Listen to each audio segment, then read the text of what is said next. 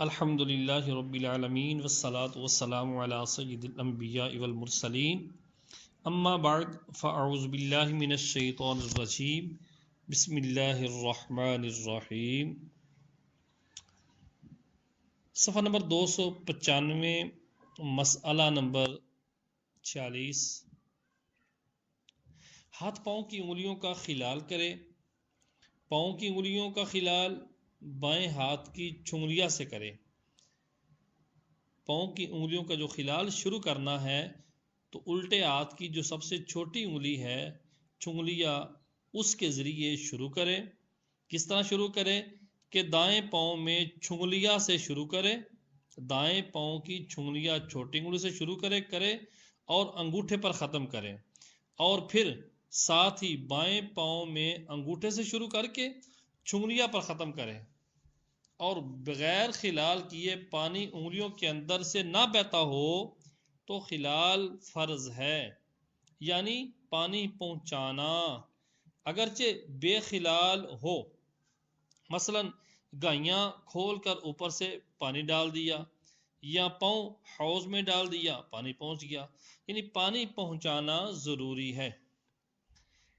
Number 47، جو آزاد ہونے کے ہیں ان کو 3 بار دھوئے، ہر مرتبہ اس طرح دھوئے کہ کوئی حصہ رہ نہ جائے ورنہ سنت ادا نہ ہوگی۔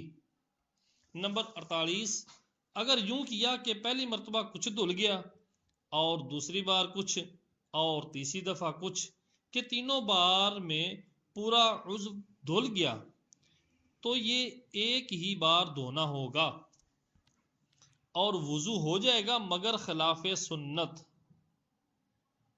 چاہیے تو یہ تھا، سنت تو اس طرح ادا ہوتی کہ پہلی مرتبہ جب دھویا تو مکمل دھوتا ایک دفعہ، پھر دوسری مرتبہ مکمل، تیسری مرتبہ پھر مکمل، لیکن اس کا طریقہ کار یہ بیان کیا جا رہا ہے کہ پہلی مرتبہ دھویا تو کچھ دھل گیا کچھ خشک رہ گیا، دوسری مرتبہ دھویا کچھ دھل گیا کچھ خشک رہ گیا، پھر تیسری مرتبہ مکمل ہو گیا، تو یہ سنت ادا نہ ہوئی، البتہ وہ عضو دھل تو گیا لیکن سنت ادا نہ ہوئی۔ اس میں چلوؤں کی گنتی نہیں بلکہ پورا عضو دھونے کی گنتی ہے کہ وہ 3 مرتبہ ہو، اگرچہ کتنے ہی چلوؤں سے۔ نمبر 49، پورے سر کا ایک بار مسح کرنا اور کانوں کا مسح کرنا، اور ترتیب کہ پہلے منہ پھر ہاتھ دھوئے پھر سر کا مسح پھر پاؤں دھوئے۔ پورے سر کا مسح ایک ہی بار کرنا سنت مستحب ہے، بلکہ سنت ہے پورے سر کا ایک ہی بار مسح کرنا۔ اگر ایک مرتبہ سر کا کیا پھر سر کا کیا تو یہ سنت اس طرح ادا نہ ہوگی۔ پورے سر کا ایک ہی پانی کے ذریعے ایک مرتبہ پورے سر کا مسح کرنا سنت مبارکہ ہے۔ کانوں کا مسح کرنا اور ترتیب کہ پہلے منہ پھر ہاتھ پھر سر کا مسح اور پھر پاؤں۔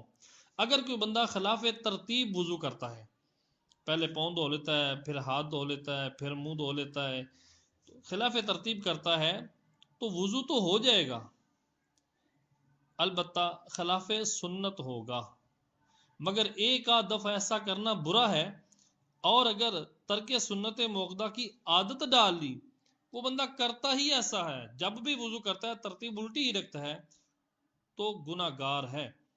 اور داڑھی کے جو بال منہ کے دائرے سے نیچے ہوں ان کا مسح سنت ہے، یعنی جو تعریف منہ پر صادق آتی ہے، اور داڑھی کے بال منہ کے حلقے سے جبڑے سے نیچے ہیں ان بالوں کا مسح سنت ہے، اور دھونا ان کا مستحب ہے، اور اعضاء کو اس طرح دھونا کہ پہلے والا عضو سوکھنے نہ پائے، یہ سنت ہے۔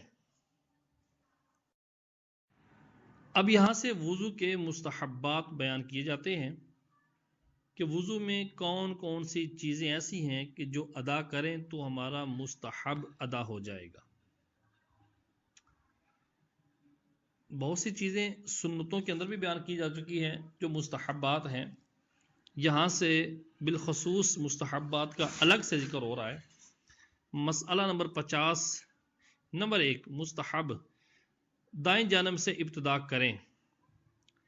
جب وضو کرنے لگی ہیں تو دائیں جانب سے ابتدا کریں، یعنی پہلے دایاں ہاتھ دھوئیں، مگر دونوں رخسار کہ ان دونوں کو ساتھ ہی دھوئیں، ایسے ہی دونوں کانوں کا مسح ساتھ ہی ساتھ ہوگا، کیونکہ جس بندے کے دو ہاتھ ہیں تو ظاہر بات ہے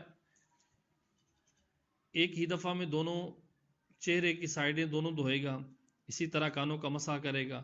ہاں اگر کسی کے ایک ہی ہاتھ ہو تو منہ دھونے اور مسح کرنے میں بھی وہ داہنے حصے کو مقدم کرے۔ انگلیوں کی پشت سے شروع کرنا،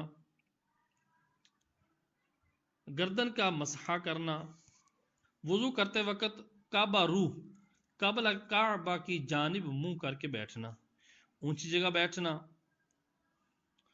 اور وضو کا پانی پاک جگہ گرانا،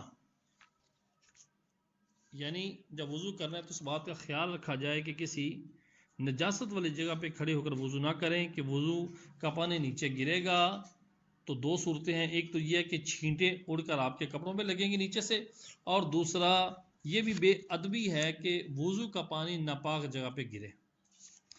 پانی بہاتے وقت اعضاء پر ہاتھ پھیرنا، خاص کر جاڑے یعنی سردیوں میں۔ پہلے تیل کی طرح پانی چپڑ لے، جیسے تیل لگاتے ہیں جسم پر اس طرح اعضاء وضو پر پانی چپڑ لے، خصوصاً جاڑے میں سردیوں میں۔ اپنے ہاتھ سے پانی بھرنا، اس کی صورت یہ ہے کہ اگر کوئی لوٹے کے ذریعے وضو کر رہا ہے یا کسی اور تشت وغیرہ برتن کے ذریعے تو خود سے پانی بھر کر وضو کرے تو یہ مستحب ہے۔ دوسرے وقت کے لیے پانی بھر کر رکھ دھوڑنا، اگلے وقت کے لیے کہ جب دوبارہ ضرورت پڑے تو اس کے لیے پانی پہلے سے بھر کر رکھ لینا، یہ مستحب ہے۔ وضو کرنے میں بغیر ضرورت دوسرے سے مدد نہ لینا، جو کام خود کر سکتا ہے بندہ، ٹوٹی کھولنا، بند کرنا، برتن اٹھانا، لینا، رکھنا، بغیر ضرورت دوسرے سے مدد نہ لینا یہ مستحب ہے۔ انگوٹھی کو حرکت دینا جبکہ ڈھیلی ڈالی ہو کہ اس کے نیچے پانی بہہ جانا معلوم ہو، اگر وہ ڈھیلی ڈالی نہیں ہے تو پھر حرکت دینا فرض ہوگا۔ صاحب عذر نہ ہو تو وقت سے پہلے وضو کر لینا۔ صاحب عذر یعنی معذور شرعی اگر نہیں تو وقت سے پہلے وضو کر لینا مستحب ہے۔ معذور شرعی کی تعریف آگے آئے گی کہ معذور شرعی وہ ہوتا ہے کہ وقت جب شروع ہو جائے تو اس کا وضو اس وقت شروع ہو جاتا ہے، اور جب وقت کا اختتام ہو جائے تو اس کا وضو ختم ہو جاتا ہے۔ اس وجہ سے صاحب عذر اطمینان سے وضو کرنا۔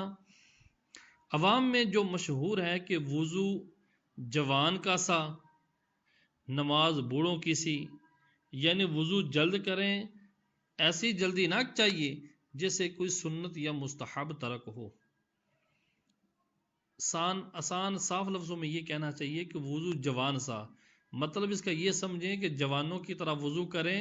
جوانوں کی طرح مطلب یہ ہے کہ ہر عضو کو اچھی طرح دھیان سے دھوئیں، اور بوڑھوں کی سی نماز عوام کا جو خیال ہے اس کی تو خیر سمجھ نہیں ہے، لیکن بوڑھوں کی سی نماز کا مطلب یہ ہے کہ آرام سکون کے ذریعے اطمینان کے ساتھ نماز ادا کی جائے،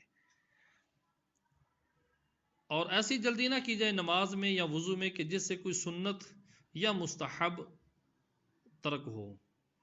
کپڑوں کو ٹپکتے قطروں سے محفوظ رکھنا مستحب ہے۔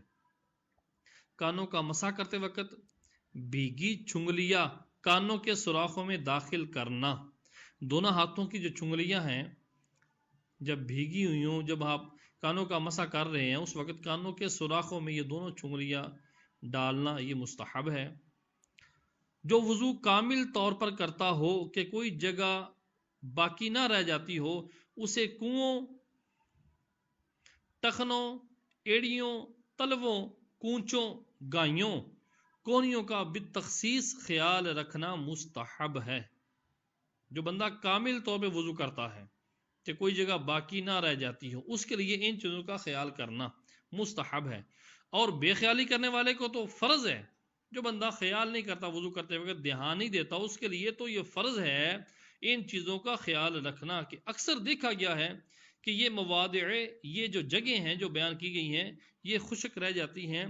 نتیجہ یہ نکلتا ہے کہ ان کی بے خیالی کا، کہ ایسی بے خیالی حرام ہے اور خیال رکھنا فرض ہے، کیونکہ خیال نہیں رکھیں گے اعضاء خشک ہو جائیں گے، رہ جائیں گے. خشک رہ گئے تو وضو نہیں ہوگا.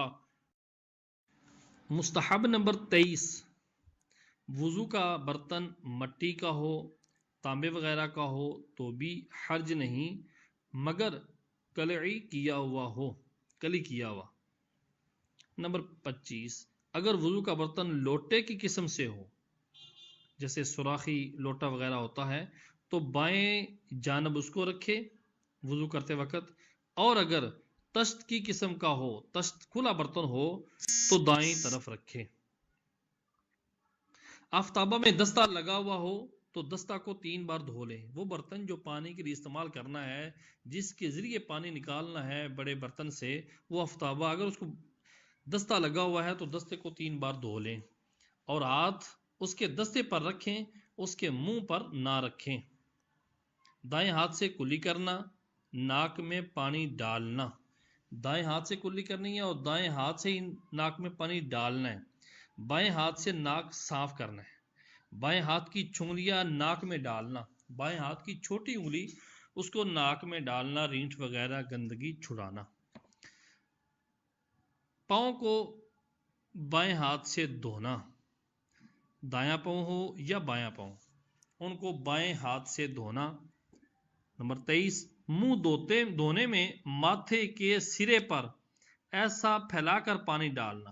جب منہ دھونا ہے تو دونوں ہاتھوں کے ذریعے اس اعتبار سے اس طرح پانی ماتھے پہ ڈالیں کہ پانی پھیل جائے کہ اوپر کا بھی کچھ حصہ دھل جائے. تنبیہ، بہت سے لوگ یوں کیا کرتے ہیں کہ ناک یا آنکھ یا بھوؤں پر چلو ڈال کر سارے منہ پر ہاتھ پھیر لیتے ہیں. پانی تو ڈالتے ہیں منہ پہ، ناک پہ یا آنکھوں پہ یا بھوؤں پہ چلو مال لیتے ہیں، اور پھر وہ سارا ہاتھ اپنے منہ پہ مال لیتے ہیں، اور یہ سمجھتے ہیں کہ منہ دھل گیا. حالانکہ پانی کا اوپر چڑھنا کوئی سمجھ میں نہیں آتا. اس طرح دھونے میں منہ نہیں دھلتا اور وضو نہیں ہوتا. دونوں ہاتھ سے منہ دھونا مستحب ہے. ہاتھ پاؤں دھونے میں انگلیوں سے شروع کرنا. ہاتھ دھونے ہیں تو انگلیوں کی جانب سے شروع کرنا، پاؤں دھونے ہیں تو بھی انگلیوں کی جانب سے شروع کرنا. 36، چہرے اور ہاتھ پاؤں کی روشنی وسیع کرنا. چہرے اور ہاتھ پاؤں کی روشنی، مثال کے طور پر کونیوں تک دھونا ضروری ہے تو کونیوں سے تھوڑا سا اوپر دھو لیں. یہ مراد ہے کہ وسیع کرنا، یعنی جتنی جگہ پر پانی بہانا فرض ہے اس کے اطراف میں، یعنی کچھ زائد میں بڑھا دینا. دھونے میں کچھ اعضاء، کچھ عضو کا حصہ تھوڑا سا بڑھا دیا جائے جو دھل جائے. مثلا نصف بازو، نصف پنڈلی تک دھونا. نمبر 38، مسح سر میں مستحب طریقہ یہ ہے کہ انگوٹھے اور کلیمے کی انگلی کے سوا، انگوٹھے اور شہادت کی انگلی کے سوا ایک ہاتھ کی باقی 3 انگلیوں کا سرا، انگوٹھے اور انگلی کے سوا ایک ہاتھ کی باقی 3 انگلیوں کا سرا دوسرے ہاتھ کی تینوں انگلیوں کے سرے سے ملائے، اور پیشانی کے بال یا کھال پر رکھ کر، جہاں سے بال اگنا شروع ہوتے ہیں وہاں پر رکھ کر گدی تک اس طرح لے جائیں، پیچھے سر کے اوپر سے اس طرح لے جائیں کہ ہتھیلیاں سر سے جدا رہیں، وہاں سے ہتھیلیوں سے مسح کرتا ہوا واپس لائے. یعنی جب دونوں ہاتھوں کی کلمے اور شہادت و کلمے اور انگوٹھے کو دونوں کو سائڈ پہ رکھیں گے اور باقی 3 انگلیوں کو جوڑ دیں گے. جب ان کو جہاں سے بال عادتاً اگتے ہیں وہاں سے جب رکھیں گے تو انگلیوں کے پیٹ لگا دیں گے، ہتھیلیوں کو اٹھا کے رکھیں گے، انگلیوں کے پیٹ لگا دیں گے اور پیچھے لے جائیں گے گدی تک، وہاں پر جا کر انگلیاں اٹھا دیں گے اور ہتھیلیاں لگا کر کانوں کے اوپر سے واپس لے آئیں گے. یہ سر کا مسحہ ہوگا. کلمے کی انگلی کے پیٹ سے کان کے اندرونی حصے کا مسح کرے. کلمے کی جو شہادت کی انگلی ہے اس کا جو اندرونی حصہ جو پیٹ ہے اس کو کان کے اندرونی حصہ جو ہے سوراخ کے علاوہ جو حصہ ہے وہاں کا مسح کرنا مستحب ہے. اور انگوٹھے کے پیٹ سے کان کی بیرونی سطح کا اور انگلیوں کی پشت سے گردن کا مسح کرنا مستحب ہے۔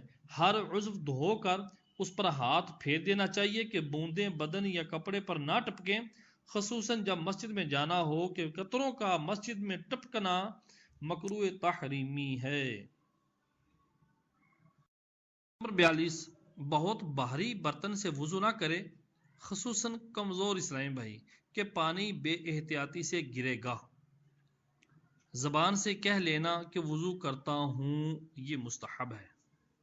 ہر عضو کے دھوتے یا مسح کرتے وقت نیت وضو حاضر رہنا یہ مستحب ہے، اور بسم اللہ کہنا اور درود اور اشہد ان لا الہ الا اللہ وحدہ لا شریک لہ واشہد ان سیدنا محمدن عبدہ ورسولہ صلی اللہ تعالی علیہ وآلہ وسلم، اور کلی کے وقت اللہم اعنی علی تلاوت القرآن و ذکرک و شکرک و حسن عبادتک، اور ناک میں پانی ڈالتے وقت اللہم ارحنی رائحۃ الجنت ولا ترحنی رائحۃ النار، اور منہ دھوتے وقت اللہم بید وجہی یوم تبیض وجوہ و تسود وجوہ، اور دایاں ہاتھ دھوتے وقت اللہم اعطنی کتابی بیمینی وحاسبنی حسابا یسیرا، اور بایاں ہاتھ دھوتے وقت اللہم لا تعطنی کتابی بشمالی ولا من وراء ظہری، اور سر کا مسح کرتے وقت اللہم اذلنی تحت عرشک یوم لا ذل الا ذل عرشک، اور کانوں کا مسح کرتے وقت اللہم اجعلنی من الذین یستمعون القول فیتبعون احسنہ، اور گردن کا مسح کرتے وقت اللہم اعتق رقبتی من النار، اور دایاں پاؤں دھوتے وقت اللہم ثبت قدمی علی الصراط یوم تزل الاقدام، اور بایاں پاؤں دھوتے وقت اللہم اجعل ذنبی مغفورا وسعی مشکورا وتجارتی لن تبورا، پڑھے یا سب جگہ درود شریف ہی پڑھے اور یہی افضل ہے، اور وضو سے فارغ ہوتے ہی یہ پڑھے اللہم اجعلنی من التوابین واجعلنی من المتطہرین، اور بچا ہوا پانی کھڑے ہو کر تھوڑا پی لے کہ شفائے امراض ہے، اللہ تبارک و تعالی بیماریوں سے شفا عطا فرماتا ہے، اور آسمان کی طرف منہ کر کے سبحانک اللہم وبحمدک اشہد ان لا الہ الا انت استغفرک واتوب الیک، اور کلمہ شہادت اور سورہ انا انزلناہ سورۃ القدر پڑھے۔ یہاں پر بعض حضرات جب وضو کر کے اٹھتے ہیں تو شہادت والی انگلی آسمان کی طرف اٹھا کر پڑھتے ہیں، تو آسمان کی طرف انگلی کو اٹھا کر نہیں پڑھنا، البتہ منہ آسمان کی طرف کر کے یہ دعا پڑھنی ہے اور سورۃ القدر پڑھنی ہے۔ اعضائے وضو بغیر ضرورت نہ پونچھے، اور پونچھے تو بے ضرورت خشک نہ کر لے، قدرے نمی باقی رہنے دے، تھوڑی بہتی نمی گیلا پن باقی رہنے دے کہ روز قیامت یہ نمی آپ کے نیکیوں والے پلے میں رکھی جائے گی، اور ہاتھ نہ جھٹکے، وضو کرنے کے بعد دھونے کے بعد ہاتھوں کو جھٹکے نہیں کہ شیطان کا پنکھا ہے۔ بعد وضو میانی پر پانی چھڑک لے۔ میانی کیا ہوتی ہے؟ شلوار یا پینٹ وغیرہ کا وہ حصہ جو عضو خاص پیشاب گاہ شرم گاہ کے قریب ہوتا ہے اس کو میانی کہتے ہیں، اور مکروہ وقت نہ ہو تو 2 رکعت نماز نفل پڑھے، اس کو تحیۃ الوضو کہتے ہیں۔ وضو میں مکروہات، عورت کے غسل یا وضو کے بچے ہوئے پانی سے وضو کرنا یہ مکروہ ہے۔ وضو کے لیے نجس جگہ بیٹھنا، پلید جگہ پر بیٹھ کر وضو کرنا مکروہ ہے۔ نجس جگہ وضو کا پانی گرانا یہ بھی مکروہ ہے۔ مسجد کے اندر وضو کرنا مکروہ ہے۔ اعضائے وضو سے لوٹے وغیرہ میں قطرہ ٹپکانا مکروہ۔ پانی میں رینٹ یا کھنکار ڈالنا مکروہ ہے۔ قبلہ کی طرف تھوک یا کھنکار ڈالنا یا کلی کرنا قبلہ کی طرف منہ کر کے مکروہ ہے۔ بے ضرورت دنیا کی بات کرنا وضو کے دوران، زیادہ پانی خرچ کرنا، اتنا کم خرچ کرنا کہ سنت بھی ادا نہ ہو مکروہ ہے۔ منہ پر پانی مارنا، چھینٹے مارنا یا منہ پر پانی ڈالتے وقت پھونکنا، ایک ہاتھ سے منہ دھونا کہ رفاد و حنود کا شعار ہے۔ ایک ہاتھ کے ذریعے اپنا منہ دھونا یہ رافضیوں کا اور ہندوؤں کا طریقہ ہے، ان کی یہ علامت ہے۔ گلے کا مسح کرنا، بعض حضرات گردن کا مسح کر کے دونوں ہاتھوں کو آگے کی طرف لے آتے ہیں گلے کی طرف، یہ مکروہ ہے، بدعت ہے۔ بائیں ہاتھ سے کلی کرنا یا ناک میں پانی ڈالنا مستحب۔ آپ نے طریقہ پیچھے سنا کہ دائیں ہاتھ سے پانی کلی کرنی ہے اور دائیں ہاتھ سے پانی ڈالنا ہے، بائیں ہاتھ سے تو صرف صاف کرنا ہے۔ اب اگر کوئی بندہ دائیں ہاتھ سے ناک صاف کرے گا اور بائیں ہاتھ سے کلی کرے گا یا ناک میں پانی ڈال لے گا تو یہ مکروہ ہے۔ اپنے لیے کوئی لوٹا وغیرہ خاص کر لینا وضو کے لیے مکروہ ہے۔ 3 جدید پانیوں سے 3 بار سر کا مسح کرنا، ایک مرتبہ مسح کیا سر کا مطمئن نہیں ہوا، دوسری مرتبہ پھر پانی لیا پھر سر کا مسح کیا اطمینان نہیں ہوا، تیسری مرتبہ پھر پانی لیا پھر سر کا مسح کیا، ایسا کرنا مکروہ ہے۔ جس کپڑے سے استنجے کا پانی خشک کیا ہو اس سے اعضائے وضو پوچھنا۔ دھوپ کے گرم پانی سے وضو کرنا، وہ پانی جو گرمیوں کے اندر ٹینکی وغیرہ کے اندر گرم ہو چکا ہے، شدت پکڑ گیا ہے، اس پانی سے وضو کرنا یہ مکروہ ہے۔ ہونٹ یا آنکھیں زور سے بند کرنا اور اگر کچھ سوکھا رہ جائے تو وضو ہی نہ ہوگا۔ زور سے بند کرنا مراد ہے کہ زیادہ کوئی جگہ نہیں بچی اس وجہ سے مکروہ ہے، اگر تو زیادہ حصہ کچھ خشک رہ جاتا ہے پھر تو آپ پیچھے پڑ چکے سن چکے ہیں کہ وضو ہی نہیں ہوگا۔ ہر سنت کا ترک مکروہ ہے، یوں ہی ہر مکروہ کا ترک سنت کا ادا کرنا ہے۔ صلو علی الحبیب صلی اللہ تعالی علیہ وآلہ وسلم۔ یہاں تک وضو کے مکروہات بیان کیے جا رہے تھے۔ اب یہاں سے صفحہ نمبر 301 سے وضو کے متفرق مسائل بیان کیے جائیں گے۔ مسئلہ نمبر 51، اگر وضو نہ ہو تو نماز اور سجدہ تلاوت اور نماز جنازہ اور قرآن عظیم کو چھونے کے لیے وضو کرنا فرض ہے۔ طواف کے لیے وضو کرنا واجب ہے۔ غسل جنابت سے پہلے اور جنب کو کھانے پینے سونے اور اذان و اقامت اور خطبہ جمعہ و عیدین اور روزہ مبارکہ رسول اللہ صلی اللہ علیہ وآلہ وسلم کی زیارت اور وقوف عرفہ اور صفا مروہ کے درمیان سعی کرنے کے لیے وضو کر لینا سنت ہے۔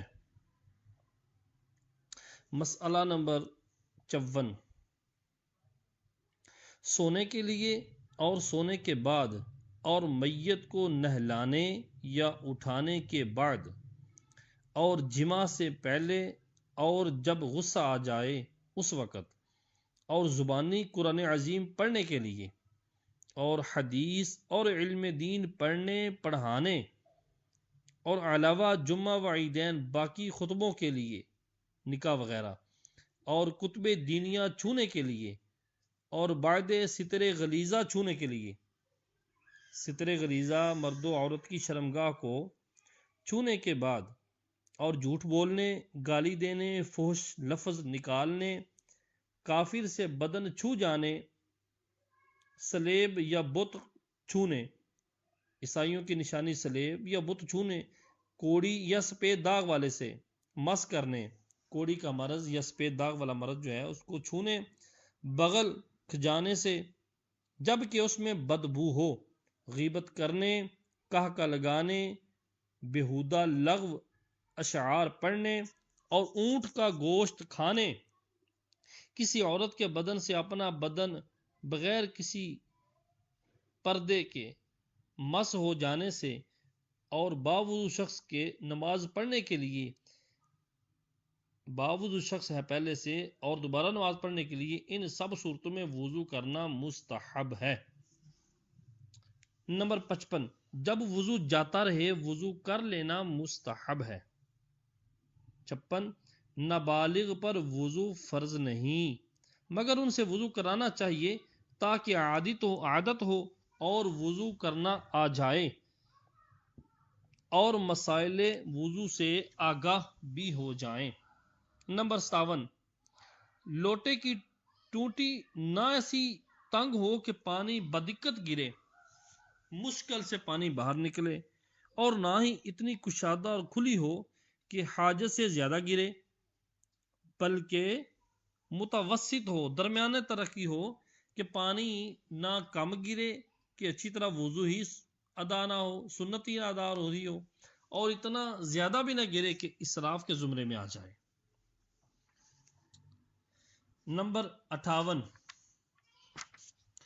چلو میں پانی لیتے وقت خیال رکھیں کہ پانی نہ گرے کہ اسراف ہوگا۔ ایسا ہی جس کام کے لیے چلو میں پانی لیں اس کا اندازہ رکھیں، ضرورت سے زیادہ نہ لیں۔ مثلا ناک میں پانی ڈالنے کے لیے آدھا چلو کافی ہے تو پورا چلو نہ لیں کہ یہ بھی اسراف ہوگا۔ نمبر 59، ہاتھ، پاؤں، سینہ، پشت پر بال ہوں تو ہرتال، اس طرح کی مٹی وغیرہ ہے، ہرتال وغیرہ سے صاف کر ڈالے یا ترشوا لے، نہیں تو پانی زیادہ خرچ ہوگا۔ فائدہ، ولہان ایک شیطان کا نام ہے جو وضو میں وسوسہ ڈالتا ہے۔ اس وسوسے سے بچنے کی بہترین تدابیر یہ ہیں۔ نمبر 1، رجوع اللہ، اللہ تبارک و تعالیٰ کی طرف متوجہ ہو جائے۔